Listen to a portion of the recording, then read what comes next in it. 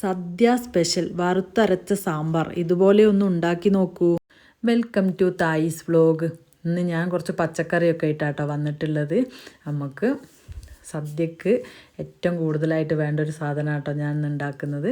അത് നമ്മളെ വറുത്തരച്ച സാമ്പാറാട്ടോ ഉണ്ടാക്കുന്നത്. അതിന് വേണ്ടിയിട്ട് ഞാൻ കുറച്ച് വെണ്ടക്ക എടുത്തിട്ടുണ്ട്, പിന്നെ ഒരു ക്യാരറ്റ്, ഒരു പടവലങ്ങൻ്റെ കഷ്ണം, പിന്നെ അതുപോലെ മുരിങ്ങക്കോല്, ഒരു വഴുതനങ്ങ, പിന്നെ ഒരു ഉള്ളി എടുത്തിട്ടുണ്ട്, വെള്ളരി ആട്ടോ എടുത്തുള്ളത്. വെള്ളരി ഇത്രയൊന്നും എടുക്കില്ല, അതിൻ്റെ ഒരു ചെറിയ കഷ്ണം എടുക്കുകയുള്ളൂ. പിന്നെ ഒരു ഉരുളക്കിഴങ്ങും കൂടെ എടുത്തിട്ടുണ്ട് കേട്ടോ. പിന്നെ ഇതിലേക്ക് ഒരു പച്ചക്കായി കേട്ടോ. ഇത്രയാണ് എടുത്തിട്ടുള്ളത്. പിന്നെ മറന്നു പോയതൊന്ന് ഒരു ചേനൻ്റെ കഷ്ണം കൂടെ ഞാൻ എടുക്കുന്നുണ്ട് കേട്ടോ. അപ്പോൾ അത് മറന്നു പോയതാണ്. ഈ കാണിച്ചത് മൊത്തം എടുക്കില്ല, ഇതിന്മേൽ ചെറിയൊരു കഷ്ണം കൂടെ എടുക്കും കേട്ടോ. അപ്പോൾ ഈ പച്ചക്കറികളൊക്കെ നന്നായി കഴുകി വൃത്തിയാക്കി കഷ്ണങ്ങളാക്കിയിട്ട് മുറിച്ചെടുത്തിട്ട് വരാം കേട്ടോ. അപ്പോൾ അതാട്ടോ എല്ലാം ഞാൻ മുറിച്ചെടുത്ത് വന്നിട്ടുണ്ട്. പിന്നെ അതിൽ ഞാൻ നേരത്തെ കാണിച്ചിട്ടില്ലായിരുന്നു, അതിലേക്ക് ഒരു തക്കാളി എടുത്തിട്ടുണ്ട്, അതുപോലെ 3 പച്ചമുളകും കൂടെ എടുത്തിട്ടുണ്ട് കേട്ടോ. അപ്പോൾ അത് ഓരോ സെക്ഷനാക്കിയിട്ടാണ് വെച്ചിട്ടുള്ളത് കേട്ടോ. നമുക്ക് ഓരോ പ്രാവശ്യമായിട്ട് ഇട്ട് കൊടുക്കേണ്ട. വേവ് കൂടിയത് വേറെയും വേവ് കുറഞ്ഞത് വേറെ, അങ്ങനെ ആയിട്ടാണ് ഇടുന്നത് കേട്ടോ. പിന്നെ വെണ്ടയ്ക്കൊക്കെ ഞാൻ നല്ലോണം കഴുകി ഒരു തുണി വെച്ച് തുടച്ചിട്ട് മുറിച്ചെടുത്തതാട്ടോ. ഇത് നമുക്കിതിലേക്ക് ഇടുന്നതിൻ്റെ മുമ്പ് ഒന്ന് വാട്ടിയെടുക്കണം കേട്ടോ. അപ്പോൾ ഇനി നമുക്കിത് ഉണ്ടാക്കാൻ തുടങ്ങാം. അത് നമ്മളൊരു മൺചട്ടിയിൽ ഉണ്ടാക്കുമ്പോഴാട്ടോ ഇതിന് ടേസ്റ്റ് കൂടുതലിട്ടുണ്ട്. എല്ലാം നമ്മൾ മൺചട്ടിയിൽ ഉണ്ടാക്കുമ്പോൾ രസം. അത് അടുപ്പത്തും കൂടെ ഉണ്ടാക്കണം കേട്ടോ, അപ്പോഴാണ് ഏറ്റവും കൂടുതൽ ടേസ്റ്റ്. ഞാൻ ഗ്യാസിലാണ് ഉണ്ടാക്കുന്നത്. അപ്പോൾ അതാ ഒരു ചട്ടി എടുത്തിട്ടുണ്ട് കേട്ടോ. എന്നിട്ട് അതിലേക്ക് ഞാൻ ഫസ്റ്റ് തന്നെ ഇട്ട് കൊടുക്കുന്നത് വേവ് കൂടിയതാട്ടോ പച്ചക്കറികളാണ്. ക്യാരറ്റ്, അതുപോലെ പച്ചക്കായി, ഉരുളക്കിഴങ്ങ്, അങ്ങനത്തെ സാധനങ്ങളാണ് കേട്ടോ ഞാൻ ഫസ്റ്റിലേ ഇട്ട് കൊടുക്കുന്നത്. ബാക്കിയൊക്കെ നമുക്കിതൊരു ചെറുതായിട്ടൊന്ന് വെന്ത് കഴിയുന്ന സമയത്ത് നമുക്ക് ഇതിലേക്ക് ഇട്ട് കൊടുക്കാം കേട്ടോ. പിന്നെ ഇതിലേക്ക് 2 സ്പൂൺ മുളക് പൊടിയാണ് കേട്ടോ ഇട്ട് കൊടുക്കുന്നത്. പിന്നെ ഒരു 3/4 സ്പൂണോളം മഞ്ഞൾപ്പൊടിയും കൂടെ ഇട്ട് കൊടുക്കുന്നുണ്ട് കേട്ടോ. പിന്നെ അതിലേക്ക് ആവശ്യത്തിനുള്ള ഉപ്പ് ഇട്ട് കൊടുക്കുക. നമുക്ക് ആദ്യം ഇപ്പോൾ കുറച്ച് ഉപ്പ് ഇട്ട് കൊടുക്കുക, പിന്നെ നമുക്ക് വേണമെങ്കിൽ ഇട്ട് കൊടുക്കാം കേട്ടോ. പിന്നെ ഇത് വേവാനായിട്ടുള്ള ആവശ്യമായിട്ടുള്ള വെള്ളം കൂടെ ഒഴിച്ച് കൊടുക്കുന്നുണ്ട് കേട്ടോ. അതിനുശേഷം നമുക്കിത് ഒന്ന് അടച്ച് വെച്ച് കൊടുക്കണം കേട്ടോ. പിന്നെ നമുക്ക് പരിപ്പ് വേവിച്ചെടുക്കണം. അതിന് വേണ്ടിയിട്ട് ഞാൻ പരിപ്പ് നന്നായിട്ട് കഴുകി എടുത്തിട്ടുണ്ട്. ഇതുപോലത്തെ കപ്പിന് 1 കപ്പ് പരിപ്പാട്ടോ എടുത്തിട്ടുള്ളത്. നമ്മൾ വറുത്തരച്ച് വെക്കുന്നതിനെ കൊണ്ടാണ് പരിപ്പ് കുറച്ചെടുത്തത്. ഇല്ലെങ്കിൽ നമുക്ക് വറുക്കാത്ത സാമ്പാറാണെങ്കിൽ കുറച്ചുകൂടെ പരിപ്പ് എടുക്കണം കേട്ടോ. അങ്ങനെ കഴുകി വൃത്തിയാക്കിയ പരിപ്പ് കുക്കറിലേക്ക് ഇട്ട് കൊടുത്തിട്ടുണ്ട് കേട്ടോ. എന്നിട്ട് അത് വേവാൻ ആവശ്യമായിട്ടുള്ള കുറച്ച് വെള്ളം കൂടെ ഒഴിച്ച് കൊടുത്തിട്ട് അതിനൊന്ന് അടച്ച് വെച്ച് കൊടുക്കാം കേട്ടോ. എന്നിട്ട് ഇതിനൊരു 2-3 വിസിൽ വരുമ്പോഴത്തേക്ക് ഇത് നന്നായിട്ട് വെന്ത് വരുവേ. അങ്ങനെ നമുക്ക് ഗ്യാസ് കത്തിച്ച് ഗ്യാസിലേക്ക് കുക്കർ വെച്ച് കൊടുക്കുന്നുണ്ട് കേട്ടോ. തൊട്ടടുത്തുള്ള അടുപ്പ് കത്തിച്ച് കൊടുത്തിട്ട് അതിലേക്ക് നമ്മൾ ഈ കലം വെച്ച് കൊടുക്കുക. പച്ചക്കറി വെന്ത് വരട്ടെ കേട്ടോ.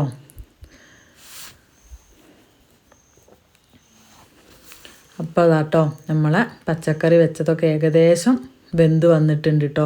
നല്ലോണം വേവരുത്, എല്ലാ കഷ്ണത്തിൻ്റെ വേവ് ഒരേപോലെ ആയി കിട്ടാൻ വേണ്ടിയിട്ടാണ് കേട്ടോ ഇങ്ങനെ ആദ്യം കുറച്ച് തോനെ വേവുള്ളത് വെച്ചത്. ഇനി നമുക്കിതിലേക്ക് ബാക്കിയുള്ള പടവലങ്ങയും മുരിങ്ങാക്കോല്, ഉള്ളി, അങ്ങനെയുള്ളതെല്ലാം ഇട്ട് കൊടുക്കാം കേട്ടോ. വഴുതനങ്ങയും വെണ്ടയ്ക്കയും നമുക്ക് പിന്നെയാണ് ഇട്ട് കൊടുക്കേണ്ടത്. അപ്പോൾ ബാക്കിയുള്ളതും വെള്ളരി ഒക്കെ ഉണ്ട് കേട്ടോ. അപ്പോൾ അതെല്ലാം കൂടെ നമ്മൾ അതിലേക്ക് ഇട്ട് കൊടുക്കുന്നുണ്ട് കേട്ടോ. എന്നിട്ടൊന്ന് അതിന് പിന്നെ അടച്ച് വെച്ച് കൊടുത്തിട്ട് കുറച്ച് സമയം കൂടെ നമുക്ക് ഒന്ന് വേവിച്ചെടുക്കണം കേട്ടോ. അത് വെന്ത് വരുമ്പോഴത്തേക്ക് നമുക്ക് നമ്മളെ വെണ്ടയ്ക്കേനൊന്ന് വാട്ടിയെടുക്കണം കേട്ടോ. അതിന് വേണ്ടിയിട്ട് ഞാൻ കറീനെ അപ്പുറത്തെ അടുപ്പിലേക്ക് മാറ്റി വെച്ച് ഒരു ചട്ടി വെച്ച് കുറച്ച് ഓയിൽ അതിലേക്ക് ഒഴിച്ച് കൊടുക്കുന്നുണ്ട്. പിന്നെ വെണ്ടയ്ക്കൊന്ന് അതിലേക്ക് ഇട്ട് കൊടുക്കുന്നുണ്ട് കേട്ടോ. എന്നിട്ട് അതിനൊന്ന് വഴറ്റിയെടുക്കണം.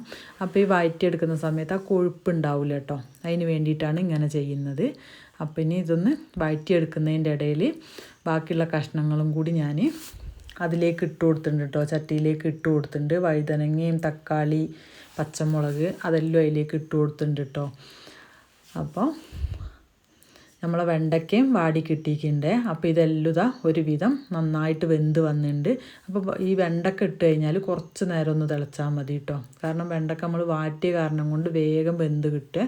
പിന്നെ വെണ്ടക്ക ഇട്ട് കൊടുത്തതിന് ശേഷം നമ്മളൊരു 1/4 ടീസ്പൂണ് കായപ്പൊടി അതിലേക്ക് ഇട്ട് കൊടുക്കുന്നുണ്ട് കേട്ടോ. എന്നിട്ട് അതിനൊന്ന് നന്നായിട്ട് ഇളക്കി കൊടുക്കുക. എന്നിട്ട് നമ്മൾ വേവിച്ച് വെച്ച പരിപ്പുണ്ടല്ലോ, പരിപ്പ് നന്നായി വെന്ത് വന്നിട്ടുണ്ട്. ആ പരിപ്പും കൂടെ നമുക്ക് അതിലേക്കൊന്ന് ഇട്ട് കൊടുക്കണം കേട്ടോ.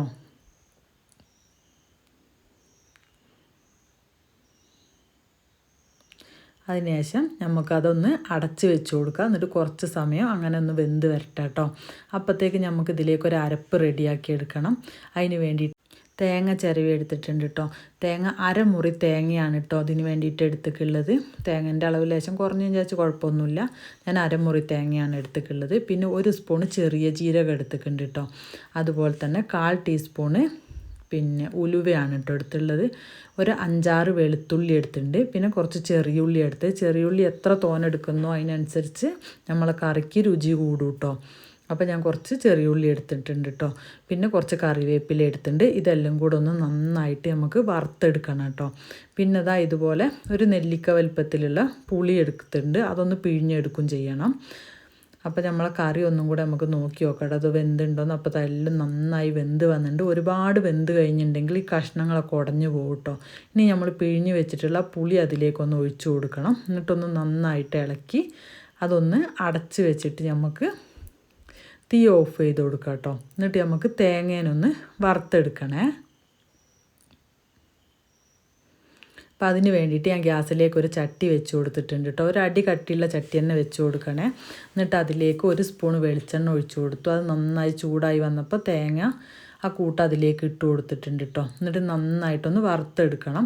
പിന്നെ ഞാൻ അതിലേക്ക് മറന്നു പോയതായിരുന്നു കേട്ടോ. ഒരു ലേശം കുരുമുളകും കൂടെ ഇട്ട് കൊടുക്കണമായിരുന്നു കേട്ടോ. അതും കൂടെ ഇട്ട് കൊടുത്ത് ആദ്യം നമ്മൾ വറുക്കുന്ന സമയത്ത് നല്ല ചൂടിൽ വെച്ച് വറുക്കണം.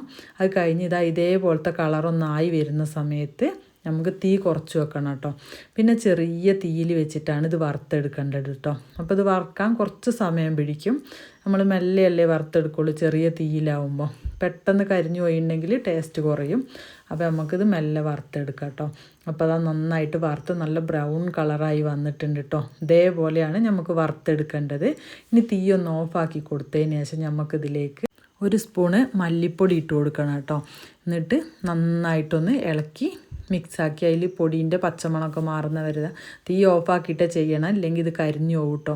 അപ്പോൾ ഇത് കുറച്ച് നേരം അങ്ങനെ ഇളക്കി കഴിഞ്ഞ് ഇത് നന്നായിട്ട് തണിഞ്ഞ് വരുന്നവരെ ഇത് ഇളക്കി കൊടുക്കണം. നന്നായി തണിഞ്ഞതിന് ശേഷം നമുക്കിതൊന്ന് അരച്ചെടുക്കണം കേട്ടോ. അപ്പോൾ ഇത് നന്നായി തണിഞ്ഞുണ്ട്. ഇനി നമ്മളൊരു മിക്സീൻ്റെ ജാർ എടുത്തിട്ട് ഈ വറുത്ത് വെച്ച തേങ്ങ നമുക്ക് ആ ജാറിലേക്ക് ഇട്ട് കൊടുക്കാം കേട്ടോ.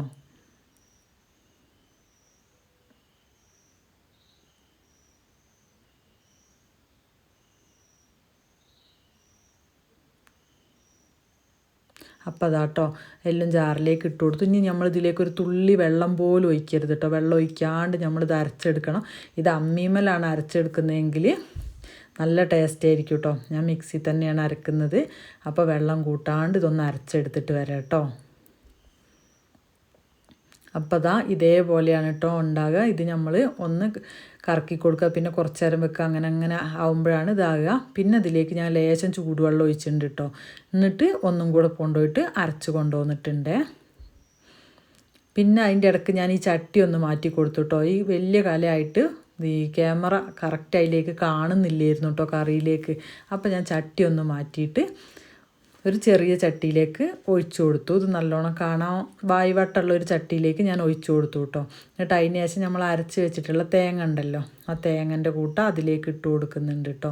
അതിലേക്ക് ഇട്ട് കൊടുത്തിട്ട് ഒന്ന് ഇളക്കി യോജിപ്പിച്ച് കൊടുക്കുന്നുണ്ട്. പിന്നെ നമുക്ക് ആ മിക്സീൻ്റെ ജാറിലേക്ക് കുറച്ച് ചൂടുവെള്ളം ഒഴിക്കണം കേട്ടോ. എന്നിട്ട് അതിനെ ഒന്ന് നന്നായിട്ട് ചുഴറ്റി കൊണ്ടുവന്നിട്ട് അതും കൂടെ അതിലേക്ക് നമുക്കൊന്ന് ഒഴിച്ചു കൊടുക്കുക കേട്ടോ. ഈ കളറ് കറക്റ്റ് കിട്ടാൻ വേണ്ടിയിട്ടാണ് ഇത് നമ്മൾ ആദ്യം വെള്ളം കൂട്ടാണ്ട് അരച്ചത്. ആദ്യം വെള്ളം കൂട്ടി അരക്കുമ്പോൾ കളറ് വേറെ ആവട്ടോ. ഇതൊരു ബ്രൗൺ കളറിലാണ് ഇപ്പോൾ ഉള്ളത് കേട്ടോ. അങ്ങനെ ഞാൻ അതിലേക്ക് കുറച്ച് ഉപ്പും കൂടെ ഇട്ട് കൊടുത്തിട്ടുണ്ട് കേട്ടോ. ഇനി അതൊന്ന് നന്നായിട്ട് തിളച്ച് വരട്ടെ കേട്ടോ. അപ്പോഴത്തേക്ക് നമുക്ക് ഈ കറി ഒന്ന് തൂമിച്ചെടുക്കണം. അതിന് വേണ്ടിയിട്ട് ഒരു ചട്ടി വെച്ച് കൊടുക്കുന്നുണ്ട്. അതിലേക്ക് കുറച്ച് വെളിച്ചെണ്ണ ഒഴിച്ചു കൊടുത്തു. വെളിച്ചെണ്ണ നന്നായിട്ട് ചൂടായി വരുന്ന സമയത്ത് കടുക് ഇട്ട് കൊടുക്കുക കേട്ടോ. കടുക് പൊട്ടി വരുന്ന സമയത്ത് ചെറിയ ഉള്ളി അരിഞ്ഞത് ഇട്ട് കൊടുക്കുക. അത് നന്നായി മൂത്ത് വന്നതിന് ശേഷം നമ്മൾ കുറച്ച് ഉണക്കമുളകും കൂടെ അതിലേക്ക് ഇട്ട് കൊടുത്ത് അതും മൂത്തതിന് ശേഷം കുറച്ച് കറിവേപ്പില ഇട്ട് കൊടുക്കുക കേട്ടോ. പിന്നെ ഞാനൊരു 2-2.5 സ്പൂണോളം നമ്മളെ സാമ്പാർ പൊടി ഇട്ട് കൊടുക്കുന്നുണ്ട് കേട്ടോ. അതും കൂടെ അതിൽ ഇട്ട് കൊടുത്തിട്ട് നന്നായിട്ട് മൂപ്പിച്ചെടുക്കണേ. അപ്പോൾ നമ്മൾ ആദ്യം കായപ്പൊടി ഇട്ടില്ല, വേണമെങ്കിൽ ആ കായപ്പൊടി നമുക്ക് ഈ തൂമിക്കുന്ന ഇതിലേക്ക് ഇട്ട് കൊടുത്താലും മതി കേട്ടോ. ഞാൻ ആദ്യം ഇട്ട് കൊടുത്തിട്ടുണ്ട്. അപ്പോൾ ഇനി നമുക്ക് ഈ കറിയിലേക്ക് ആ തൂമിച്ചത് ഒഴിച്ചു കൊടുക്കാം കേട്ടോ. ഇനി അതിൽ കിടന്നിട്ട് ഇത് നന്നായിട്ടൊന്ന് തിളച്ച് സെറ്റായി വരണം കേട്ടോ.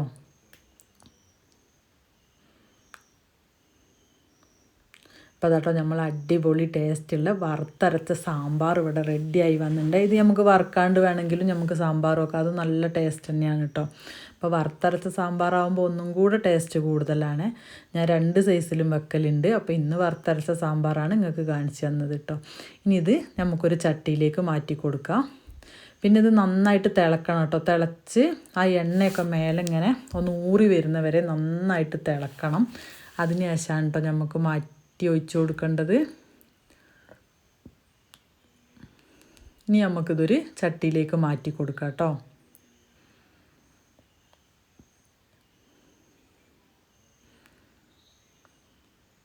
അപ്പോൾ അതാട്ടോ നമ്മൾ അടിപൊളി സാമ്പാർ ഇവിടെ റെഡി ആയിട്ടുണ്ട്. നിങ്ങളെല്ലാവരും ഇങ്ങനെയാണോ സാമ്പാർ ഉണ്ടാക്കൽ? ഇല്ലെങ്കിൽ ഞാൻ ഉണ്ടാക്കിയ പോലെ ഒരു പ്രാവശ്യമെങ്കിലും ഉണ്ടാക്കി നോക്കണം കേട്ടോ. അടിപൊളി ടേസ്റ്റാണ്. ഒരു പ്രാവശ്യം ഇങ്ങനെ ഉണ്ടാക്കി നമ്മൾ പിന്നെയും ഇങ്ങനെ തന്നെ ഉണ്ടാക്കും കേട്ടോ.